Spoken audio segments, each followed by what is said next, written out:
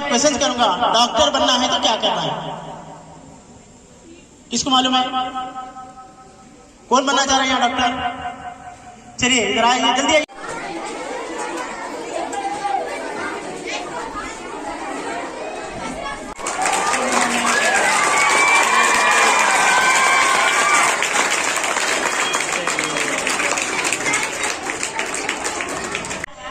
First year second year में BiPC, उसके बाद नीट का एग्जाम रहता। नीट का एग्जाम लिखे वास्ते कॉलेज में एडमिशन लेना पड़ता। मेडिकल कॉलेज में नंबर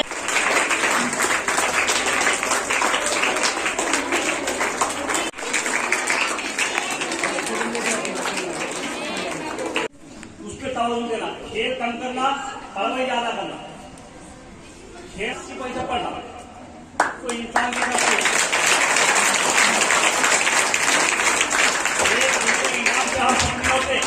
बच्चे अच्छा खेली, कूदी अच्छा, कबड्डी अच्छा खेली, फुटबॉल आते, उसमें नहीं, उसमें तरक्की नहीं कर सकते। ये बच्ची अच्छा पढ़ी, इंग्लिश पढ़ी, अरबी पढ़ी, उर्दू पढ़ी, उसको तरक्की करती। आया समझ में? तो खेलना कम करो, पढ़ना ज्यादा करो। इंशाल्लाह आने वाले साल के अंदर 10वीं क्लास की जो भी बच्ची पढ़ रही है उसको 5,000 रुपये देंगे। सेकंड क्लास जो